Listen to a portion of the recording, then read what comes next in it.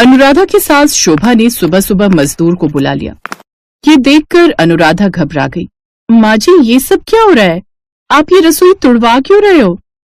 सिम्मी बहू की अब से यही मर्जी है तो इसमें मैं कुछ नहीं कर सकती। घर में कलेश ना हो, इसीलिए मैं सिम्मी की बात मानकर रसोई को आधा तुड़वा रही हूँ। अब से आधी रसोई तुम्हारी रहेगी। और शोभा देवी कुछ बोलती उससे पहले ही सिम्मी बोल पड़ी, और आधा किचन मेरा होगा। आधा किचन आधी रसोई पर क्यों? वो इसलिए भाभी, क्योंकि मुझे आपके देसी सामानों से भरी रसोई बिल्कुल पसंद नहीं। ये सादे से स्टील के बर्तन, गैस स्टोव भी मानो 20 साल पुराना, ऊपर से फ्रिज ऐसे भरा रहता है जैसे स्टोर रूम की कोई अलमारी। कोई स्टैंडर्ड ही नहीं, पुराने जमाने की। अपनी आधी रसोई को संभाल कर रखो भाभी, बाकी अपना आधा किचन मैं संभाल लूंगी। घर में सब सिम्मी की बातों को मानते थे, क्योंकि सिम्मी अमीर खानदान की लड़की थी। इसीलिए सिम्मी ससुराल में अपनी चलाती थी। सिम्मी के मायके वालों का उठना बैठना बड़े नेताओं और अफसरों के बीच था, और इसी बात का फायदा सिम्मी उठाती थी। वो हमेशा इसी अकड़ में रहती थी कि वो अपने मायके वालों को एक फोन मिलाएगी और 100 लोग इकट्ठे हो जाएंगे। सिम्मी की इसी आदत की वजह से कोई उसे कुछ कहता ही नहीं था कि फालतू की बहसबाजी ना हो, लोगों के बीच बदनामी ना हो। अब सिम्मी ने जिद में आधे हिस्से में किचन बनवा लिया। उसने अपने आधे किचन में मॉडर्न डेकोर की शुरुआत की। डिजाइनर टाइल्स और बढ़िया फर्नीचर और स्टाइलिश लाइटिंग से किचन सजाया। अब वहां कोई पुराना गैस स्टोव नहीं था, बल्कि एक ऑटोमेटिक गैस स्टोव था। नए जमाने की मिक्सी, एयर फ्रायर और माइक्रोवेव ने भी जगह बनाई। भैया बस यहीं रख दो, एक पैक और होगा। मैडम वो भी बस आ ही रहा है। सिम्मी क्या क्या मंगवा रही हो? सब कुछ रखा तो है। सब पता है क्या क्या रखा है उस पुरानी रसोई में। मुझे अपने हिसाब से सब रखवाने दो। भैया बर्तन धोने की मशीन वहां सामने नल के पास लगा दो। बर्तन धोने की मशीन भी मंगवा ली। बहू काम वाली लगी तो थी, उसी से करवा लेती बर्तन। माँ जी ये किचन है, यहाँ सब कुछ मेरे हिसाब से चलेगा। अगर आपको किचन अच्छी नहीं लग रही तो आप अपनी बड़ी बहू की तरफ रहने चली जाओ। ठीक है, अगर तुम यही चाहती हो तो मैं ऐसा ही करूंगी। आज के बाद तुम्हारी किचन में कोई परेशान करने नहीं आएगा। सिम्मी की सास अनुराधा की तरफ आ गई। सिम्मी को पहले सास की मदद मिल जाती थी, पर सास के जेठानी की तरफ जाने से सिम्मी परेशान होने लगी। 2 टाइम का खाना बनवाना है, ध्यान रहे कोई भी चीज खराब नहीं होनी चाहिए। अरे भाभी, पिछले कई सालों से घरों में खाना बनाने का काम कर रही हूँ, कोई शिकायत नहीं देती किसी को। ठीक है, तो फिर मेरे लिए कप चाय बना ला। अच्छा भाभी। काम वाली अनुराधा की तरफ जाने लगी। अरे वो रसोई में नहीं जाना, इधर किचन में जाओ।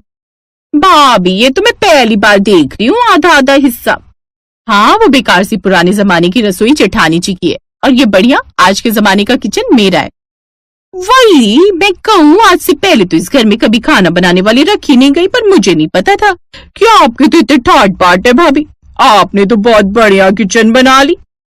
सिमी अनुराधा और सास की तरफ देखती हुई जानबूझकर दिखावा कर रही थी। माँ जी आपकी चाय, मैं दोपहर के खाने में भरवा टिंडे बना रही हूँ, सही है ना? हाँ हाँ बहू, प्रेम से जो भी बना खिला लो सब बढ़िया है। तुम्हारे हाथों की तो हर चीज खानी मुझे पसंद है, क्योंकि उसमें प्रेम का स्वाद जो मिला होता है। सिमी सास की बातें सुनकर जल भुन गई। अमित आज तुम्हारी छुट्टी है, दोपहर के खाने में राजमा चावल बना रही हूँ। बनवा लो सिम्मी जो बनवाना है, मैं तो बस पेट भरने के लिए खा रहा हूँ, बाकी स्वाद तो अब खाने में दिखाई ही देना बंद हो गया है। शांति आज राजमा चावल इतने टेस्टी बनाना कि तुम्हारे भैया उंगलियां चाटते रह जाएं। सिमी ने पूरी किचन काम वाली शांति के हाथों में दे दी और खुद वो बेफिक्र होकर अपनी मौज मस्ती में रहने लगी। बताओ तो किचन के इतने महंगे महंगे बर्तन कैसे जला रही है ये काम वाली शांति। सिमी को तो पैसों और महंगे सामानों की कोई फिक्र ही नहीं। माँ तुम क्यों अपना खून जला रही हो? करने दो ना जो कर रही है। जब सिम्मी को अपनी किचन की परवाह नहीं तो तुम क्यों ध्यान देती हो? माँ जी की भावनाओं को मैं समझ सकती हूँ। एक माँ के लिए उसके दोनों बच्चों का परिवार बराबर होता है। जितनी चिंता माँ जी को हमारी होती है उतनी ही चिंता सिमी और देवर जी की भी होती है। सिमी को इन सब बातों से कोई फर्क नहीं पड़ता था कि क्या खराब हो रहा है, उसे तो बस नई नई चीजें खरीदने का शौक आ रहा था। सिमी air fryer, juicer, electric tandoor और बाकी सब महंगे सामान किचन में धूल मिट्टी खा रहे हैं। तुमने अभी इलेक्ट्रिक कुकर और खरीद लिया, कौन बनाएगा इसमें खाना? शांति बनाएगी, और कौन बनाएगा? शांति, लगता है तुम्हें इसमें खाना बना पाएगी? पहले देखो कितने सामान वो खराब कर चुकी है, कभी देखा भी है किचन में घुसकर? तभी शांति आ जाती है। सॉरी भाभी, आज आने में देर हो गई। वो गली में भंडारा बट रहा था, वही लेने चली गई थी। घर पर रखकर बस सीधी आ गई। कोई बात नहीं। अच्छा सुन, तू बोल रही थी ना पुराना कुकर खराब हो गया है, मैंने ये नया इलेक्ट्रिक कुकर मंगा लिया है, अब इसी में चने उबालने रख दे। इलेक्ट्रिक कुकर शांति को चलाना आता नहीं था। उसने साफ मुंह पर मना कर दिया। भाभी, ये इलेक्ट्रिक कुकर मेरे से चलाने नहीं आते, मुझे तो वो सादा सीटी बजने वाला कुकर ही समझ में आता है, ये तो आप ही यूज करो। शांति को मुंह बनाता देख सिमी खुद ही उठी और उसे कैसे इस्तेमाल करे सब कुछ पढ़कर समझकर उसने इलेक्ट्रिक कुकर में चने उबालने रखे। सिमी ने चने तो रख दिए पर टाइमर ठीक से सेट करना भूल गई। नतीजा ये हुआ कि चने जरूरत से ज्यादा पक गए और कुकर का निचला हिस्सा जलने लगा। अरे ये कैसी जलने की बदबू आ रही है। सिमी ने नया कुकर लिया है, शायद उसी में कुछ जला है। तब भी तो मैं नहीं रख रही थी कुछ बनने, क्योंकि पड़ोस वाली भाभी के घर ये कुकर है, उन्हें तो इस्तेमाल करना आता है, वो खुद इसमें टाइम सेट करके देती हैं, मैं तो हाथ भी नहीं लगाती। अच्छा भाभी, मैंने रोटी और चावल बना दिए। तो चने कौन बनाएगा?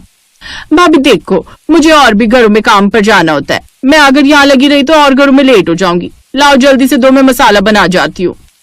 काम वाली मुंह बनाते हुए खाना बनाकर चली गई। अगले दिन सिमी के घर मेहमान आने थे। साफ सफाई वाली आई नहीं थी, बर्तन का ढेर लग गया। क्या हुआ सिमी, खाना बनाने वाली नहीं आई? मेरे ऑफिस के फ्रेंड्स आते ही होंगे। आ जाएगी, अभी तो मैं ये बर्तन धोने की मशीन चेक कर रही हूँ, चल ही नहीं रही, बर्तनों का ढेर लगा हुआ है। काफी देर तक सिमी कोशिश करती रही पर बर्तन धोने की मशीन नहीं चली। सिमी परेशान हो गई। उसने देखा काफी देर हो गई है पर अभी तक खाना बनाने वाली भी नहीं आई है। तभी शांति का फोन आ गया। सिमी भाभी, मैं गांव जा रही हूँ, मेरे ताऊ गुजर गए, 2 दिन बाद लौटूंगी। क्या?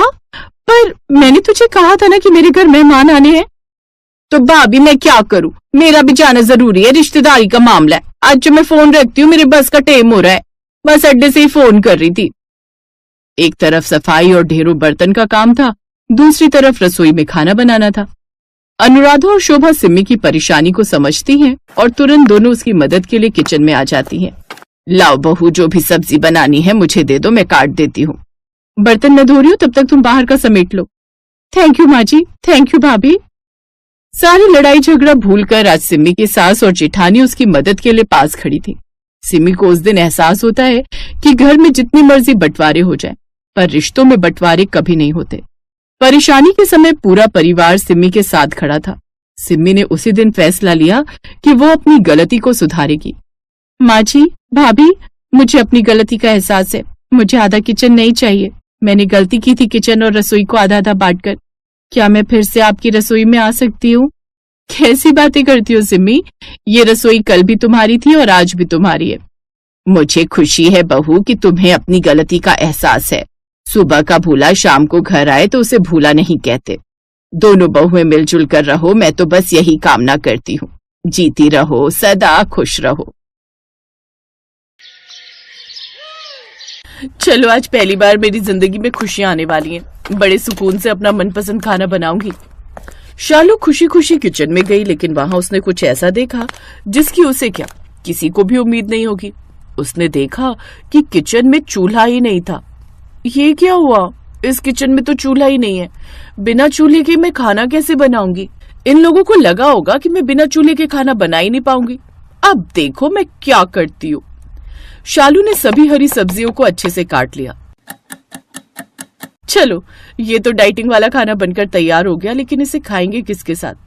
अब इन लोगों को लग रहा होगा कि रोटी बनाने के लिए तो चूल्हे की जरूरत पड़ेगी ही, लेकिन उसका भी इलाज है मेरे पास। शालू तुरंत बाहर बाजार में गई और वहां से ढेर सारी ब्रेड खरीद कर ले आई। सासू माँ, ससुर जी, आदित्य, आ जाइए, खाना लग गया है। ये सुनकर तीनों हैरान हो गए, क्योंकि तीनों एक ही कमरे में बैठे थे और अपनी बहू की हार का इंतजार कर रहे थे। क्या आप लोगों ने भी वही सुना जो मैंने सुना? हाँ, मैंने भी वही सुना, लेकिन मुझे एक बात समझ में नहीं आ रही है कि उसने बिना चूल्हे के खाना आखिर बनाया कैसे। ये तो हमें बाहर चलकर ही पता चलेगा। तीनों बाहर खाने की टेबल पर आए तो देखा हरी भरी सब्जियों से बना हुआ मसालेदार सलाद और कुछ ब्रेड रखी हुई थी। अरे यार, मेरा तो ये भी प्लान काम नहीं किया। चलो कोई बात नहीं, कम से कम इसी बहाने अब दोनों सास बहू लड़ेंगी तो नहीं चूल्हे की वजह से। वैसे बिना आग का इस्तेमाल करके बना हुआ ये खाना भी बहुत स्वादिष्ट लग रहा है और ये हमारे लिए हेल्दी भी है। लेकिन ऐसा आखिर हुआ क्यों था? क्यों आखिर उस घर में बिना चूल्हे वाली रसोई बनाने की जरूरत पड़ गई? और क्या अब उस रसोई में कभी भी चूल्हा नहीं जलेगा? ये जानने के लिए हमें कहानी में थोड़ा पीछे चलना होगा। शालू पहली बार ब्याह कर जब अपने ससुराल आई तब वो अपने साथ एक बहुत ही शानदार चूल्हा लेकर आई। देख बहू, पहली बात तो हम दहेज के सख्त खिलाफ हैं, लेकिन फिर भी तू चूल्हा लेकर आई है तो इसे चुपचाप स्टोर रूम में रख दे, क्योंकि किचन में तो वही चूल्हा इस्तेमाल होगा जो मुझे दहेज में मिला था। ठीक है सासू माँ, इसमें कौन सी बड़ी बात है। जब तक वो चूल्हा चल रहा है तब तक उसे चलाएंगे, जब वो खराब हो जाएगा तब मैं अपना वाला चूल्हा निकाल लूंगी। शालू ने अपना चूल्हा स्टोर रूम में रख दिया और किचन में जाकर अपनी सास के चूल्हे पर खाना बनाने लगी। खैर, शालू खाना बनाकर जब टेबल पर लाई तो वहां पर उसके सास ससुर आदित्य सब पहले से ही बैठे थे। बहू, तेरी माँ ने तुझे खाना बनाना नहीं सिखाया था क्या? इतना वक्त लगता है खाना बनाने में। सासू माँ, आप मुझे कुछ भी कह लीजिए, लेकिन मेरे मायके वालों को कुछ भी कहने की जरूरत नहीं है। और खाना आपके चूल्हे की वजह से देर से बना है। इतना धीरे धीरे जलता है कि पूछो ही मत। इतने स्लो मोशन में तो राघव भी डांस नहीं करता। तू क्या हे कर रहा है? वो मेरे चूल्हे को बुरा कह रही है और तुझे हंसी आ रही है। अरे तो उसमें बुरा मानने वाली क्या बात है? बहू बिल्कुल सही तो कह रही है। तुम्हारा चूल्हा बहुत पुराना हो चुका है, कई बार तो उसे रिपेयर करवा चुके हैं। अब उसे स्टोर रूम में रख दो।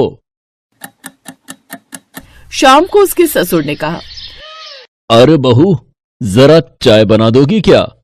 ससुर जी ऐसे क्यों बोल रहे हैं? आपको तो मुझे आदेश देना चाहिए। मेरा भी चाय पीने का मन है। मैं हम तीनों के लिए चाय बना देती हूँ। सासू माँ को भी बुला लीजिए। शालू किचन में गई, चाय का बर्तन गैस पर रखा और चूल्हा जलाने की कोशिश करने लगी, लेकिन गैस जलने का नाम ही नहीं ले रही थी। तभी अचानक किचन में गैस की महक आने लगी। सासू माँ के चूल्हे से तो गैस लीक हो रही है और चूल्हा जल भी नहीं रहा है। कभी कभी मन करता है इसे उठाकर कबाड़ में फेंक दूं। तभी वहां पर उसकी सास टपक पड़ी। क्या कहा तूने? मेरे चूल्हे को तू कबाड़ में फेंक देगी? खबरदार जो आज के बाद मेरे चूल्हे के बारे में कुछ भी कहा तो। सासू माँ, ये चूल्हा अपना दम तोड़ चुका है, जलने का नाम ही नहीं ले रहा, तो मैं क्या करूं? आप ही देखिए, गैस की महक आ रही है, कहीं से आपका चूल्हा लीक हो रहा है। उन दोनों की आवाज सुनकर वहां पर शालू का ससुर भी पहुंच गया। अरे क्या हो गया? क्यों लड़ रही हो तुम दोनों बच्चों की तरह? देखिए ना आपकी बहू हमारे चूल्हे के बारे में क्या कह रही है। कह रही है कि चूल्हे को वो बाहर कबाड़ में फेंक देगी। पिताजी, आप ही देखिए ना, गैस की महक आ रही है और चूल्हा जलने का नाम ही नहीं ले रहा है। मैं जाकर अपना चूल्हा रख देती हूँ और इस चूल्हे को स्टोर रूम में रख देती हूँ। अच्छा, मैं भी तो पुरानी हो गई हूँ, मैं भी लीक करने लगी हूँ कहीं ना कहीं से, तो मुझे भी उठाकर तुम लोग स्टोर रूम में रख दो और कहीं से नई नवेली सास ले आओ। तुम तो बात का बतंगड़ बना रही हो। ठीक है, मैं तुम्हारा चूल्हा अभी रिपेयर करवा कर लाता हूँ। कुछ दिनों तक वो जलता रहा, लेकिन उसके बाद फिर से ये लो, आज फिर से चूल्हा ढंग से नहीं जल रहा है। 1 घंटा तो चूल्हा जलाने में ही लग जाता है। आज मैं खाना बनाऊंगी नहीं। धीरे धीरे रात के 10 बज गए। तभी आदित्य ने शालू को आवाज देकर बुलाया। शालू, रात के 10 बज गए हैं, मुझे सुबह काम पर भी जाना है। अभी तक खाना नहीं बना क्या? अरे कैसे बनाऊं खाना? जब चूल्हा जल ही नहीं रहा तो कैसे बनेगा? 1 घंटा तो चूल्हा जलाने में ही लग जाता है। मैं नया चूल्हा लेकर आई हूँ, वो बेचारा स्टोर रूम में रखा हुआ है, उसकी कोई इज्जत ही नहीं। अभी तक तो सब कुछ ठीक से चल रहा था। जब से तेरी बीवी इस घर में आई है तब से इस घर में हर रोज मेरे चूल्हे को लेकर लड़ाई हो रही है। ऐसा करती हूँ, इस चूल्हे को लेकर मैं ही इस घर से निकल जाती हूँ, फिर सारा मामला ठीक हो जाएगा। माँ, एक चूल्हे को लेकर इतना ज्यादा पॉजिटिव क्यों हो रही हो? हम लोग आपके चूल्हे को कहीं बाहर फेंकने तो नहीं जा रहे। उसे चुपचाप सजाकर स्टोर रूम में रख देते हैं। हर रोज आप उसके दर्शन कर लेना। शालू नया चूल्हा लेकर आई है, उसमें जल्दी खाना भी बन जाएगा। नहीं, रहने दो, मैं अपने चूल्हे को लेकर घर से भाग जाती हूँ, फिर तुम लोग अपने नए चूल्हे के साथ खाना बनाना। तुम दोनों जब देखो तब उस चूल्हे को लेकर हमेशा लड़ाई झगड़ा क्या करती हो? तुम बहू का नया चूल्हा किचन में नहीं रखना चाहती और बहू पुराने चूल्हे के साथ खाना बनाना नहीं चाहती। सासू माँ, ससुर जी, मैं उसी पर किसी तरह से खाना बना लिया करूंगी। देखा, आखिरकार जीत मेरे चूल्हे की हुई, इसीलिए कहती हूँ बहू, अपनी सास से कभी पंगा मत लेना। और शालू उसी में खाना बनाने की कोशिश करने लगी। वो बार बार चूल्हा जलाने की कोशिश कर रही थी, लेकिन चूल्हा जल ही नहीं रहा था। तभी अचानक गैस लीक होने की वजह से आग पकड़ ली। शालू की साड़ी भी जलने लगी। वो जोर जोर से चिल्लाने लगी, आदित्य बचाओ, पिताजी बचाओ, बचाओ। आदित्य ने बाल्टी भर भर कर जल्दी से पानी डाला और थोड़ी देर में आग बुझ गई। 3 दिन के इलाज के बाद शालू ठीक होकर वापस घर आ गई। पड़ गई तुम्हारे कलेजे को ठंडक। ये तो अच्छा हुआ कि वक्त पर आदित्य ने पानी डाल दिया, वरना कुछ भी हो सकता था शालू के साथ। अब क्या उसे भगवान के पास पहुंचा कर ही मानोगी? बहू, मुझे माफ कर दो। मुझे अपने चूल्हे पर अहंकार हो गया था। आज जो तेरे साथ हुआ है, कल वो मेरे साथ भी हो सकता है। किसी की जिंदगी के साथ खिलवाड़ करने का मेरा कोई हक नहीं। आदित्य बेटा, मेरा चूल्हा स्टोर रूम में रख दे और जो चूल्हा बहू लेकर आई है उसे रसोई घर में रख दे। आदित्य ने नया वाला चूल्हा रसोई घर में रख दिया और सभी खुशी खुशी रहने लगे। अमीर और गरीबों में भेदभाव तो सदियों से है। ऐसी कुछ कहानी है 2 बच्चों की, मुकुल और बिट्टू की। दोनों का घर एक ही शहर के एक ही मोहल्ले में है, लेकिन दोनों में जमीन आसमान का फर्क है। फिलहाल के लिए दोनों एक साथ खेलते हैं।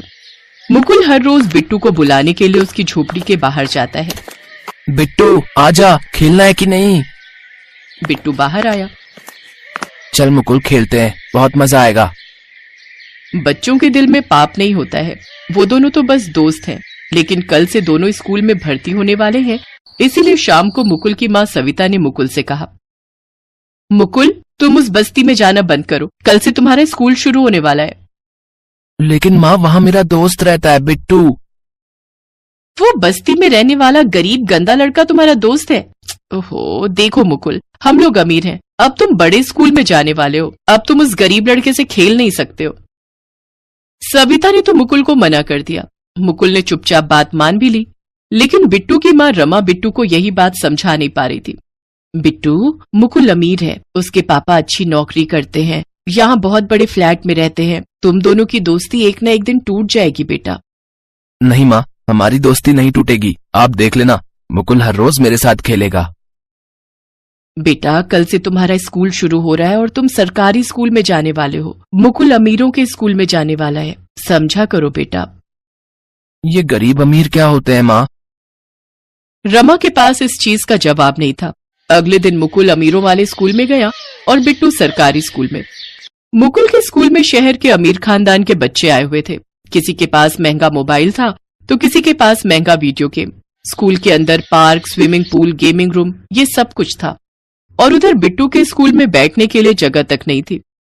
बिट्टू के स्कूल में टीचर क्लास लेने आए। बच्चों, बैठ जाओ सभी। लेकिन सर, यहाँ तो बैठने के लिए बेंच ही नहीं है। अच्छा, तो तुम क्या प्रधानमंत्री हो जो बैठने के लिए बेंच चाहिए? जमीन पर बैठ जाओ। बिट्टू के साथ सभी जमीन पर बैठ गए। फर्श गंदा था और गीला भी था। सारे बच्चों के पैंट भीग गए और उसी हालत में पढ़ाई शुरू हो गई। बिट्टू ने मन लगाकर पढ़ाई की। क्लास के बाद बिट्टू के पास लल्ला नाम का एक लड़का आया। अरे बिट्टू, मेरे साथ दोस्ती करेगा? साथ में खेलेंगे। नहीं लल्ला, मुकुल मेरा दोस्त है, मैं उसी के साथ खेलता हूँ। अच्छा, वो अमीर लड़का देखना, वो तुझे धोखा देगा। धोखा, हाँ। बिट्टू को फिर भी यकीन नहीं हुआ। बच्चे का मन है ना, इतनी आसानी से बुराइयां दिल के अंदर नहीं जा पाती हैं। उधर मुकुल ने रोहन नाम के एक लड़के के साथ दोस्ती कर ली। रोहन के पास महंगा वीडियो गेम था। तो फिर आज शाम को दोनों एक साथ वीडियो गेम खेलेंगे। हाँ, मेरे घर पे आ जाना। स्कूल से लौटने के बाद अपने कमरे में बैठकर मुकुल और रोहन गेम खेलने लगे और बिट्टू घर के बाहर मुकुल को बुलाने के लिए आया। मुकुल, खेलना नहीं है क्या? आजा। मुकुल बाहर निकला और बोला, नहीं, मैं आज से तेरे साथ नहीं खेलूंगा। लेकिन क्यों नहीं? तू गरीब है, हम दोनों के स्कूल भी अलग अलग हैं, हम दोनों दोस्त नहीं हो सकते। तू चला जा यहाँ से। अब बिट्टू का दिल टूट गया। वो घर गया और अपनी माँ को पकड़कर जोर जोर से रोता रहा। माँ, मुकुल ने मुझे गरीब कहा। गरीब क्या होता है माँ? अमीर क्या होता है माँ? बताओ ना माँ, बताओ ना। बिट्टू फूट फूट कर रो रहा था, साथ में उसकी माँ भी रो रही थी। आज बिट्टू समझ गया था कि गरीब और अमीर में फर्क क्या होता है। उसे अब बस स्कूल जाकर मन लगाकर पढ़ाई करनी थी। सरकारी स्कूल में ज्यादा टीचर नहीं थे, जितने भी थे वो कभी टाइम पर आते नहीं थे, और जो आते थे वो सही से पढ़ाते नहीं थे या फिर क्लास के अंदर बैठकर अपनी नींद पूरी करते थे। उधर मुकुल के स्कूल में सब कुछ टाइम पर होता था, सभी टीचर आते भी थे और पढ़ाते भी थे, साथ साथ अच्छे अच्छे खाने को और खेलने को भी मिलता था। इन सब के बीच में मुकुल बिट्टू को भूल चुका था और बिट्टू पढ़ाई कर रहा था। उसे गरीबी से मुक्ति चाहिए थी। इतने में एक दिन टीचर ने कहा, बच्चों, हर साल शहर में स्कूलों के बीच में एक कंपटीशन होता है। उनमें आप में से कोई भी हमारे स्कूल की तरफ से एग्जाम और क्विज में बैठ सकते हैं, लेकिन कोई फायदा नहीं है। आज तक हमारा स्कूल कभी जीता नहीं। लेकिन इस बार हम जीतेंगे सर। जीतेंगे? लेकिन कैसे? तुम्हें पता भी है कि मॉडल स्कूल के लड़के कितने स्मार्ट हैं, वहाँ कितनी अच्छी पढ़ाई होती है। वो सब मुझे नहीं पता सर, लेकिन माँ कहती है कि मेहनत और लगन ही सफलता की सीढ़ी है। मैं मन लगाकर पढ़ूंगा, कुछ भी करूंगा, लेकिन मैं ये मुकाबला जीत कर ही आऊंगा। मैं दिखा दूंगा कि हमारा स्कूल भी जीत सकता है। शाबाश, ये हुई ना बात। ठीक है, मैं खुद अलग से तुमको पढ़ाऊंगा। बिट्टू को देखकर टीचर में भी जोश आ गया और वो बिट्टू को अच्छे से पढ़ाने लगे। उधर मुकुल ने भी अपनी स्कूल की इस प्रतियोगिता में भाग लेने के लिए नाम दर्ज कर दिया, लेकिन उसका ध्यान नए दोस्तों के साथ मस्ती करने और वीडियो गेम खेलने में ही था। और आखिरकार मुकाबले का दिन भी आ गया। बिट्टू और मुकुल आमने सामने आ गए।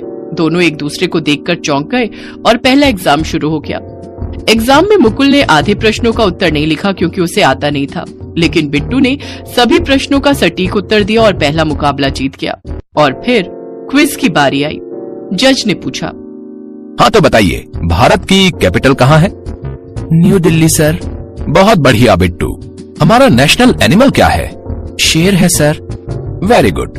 अब बताओ, हमारा नेशनल सॉन्ग जन गण मन किसने लिखा था? रविंद्रनाथ टैगोर ने सर। बहुत अच्छा। क्या बात है मुकुल, तुम्हें कुछ भी नहीं पता है क्या? सर, मुझे तो बस वीडियो गेम के बारे में पता है। मुकुल शर्मिंदा हो गया। बिट्टू ने प्रतियोगिता जीत ली और उसके बदले उसे स्कॉलरशिप मिली। मुकुल बिट्टू के पास आकर बोला, बिट्टू, मुझे माफ कर दे। बड़े स्कूल में भर्ती होने के बाद मैं सब कुछ भूल गया था। क्या तू फिर से मेरा दोस्त बनेगा? हाँ मुकुल, हम तो बेस्ट फ्रेंड हैं। दोनों ने एक दूसरे को गले लगा लिया और दोनों फिर से दोस्त बन गए। अंत में दोनों की दोस्ती के बीच में अमीरी गरीबी नहीं आई और आना भी नहीं चाहिए। बिट्टू की वजह से उसके स्कूल में सुधार आया। स्कूल में टीचर समय पर आने लगे और मेहनत से पढ़ाने लगे। बैठने के लिए बेंच, शौचालय, सब कुछ का इंतजाम हो गया और सभी बच्चे एक ब्राइट फ्यूचर की ओर बढ़ने लगे।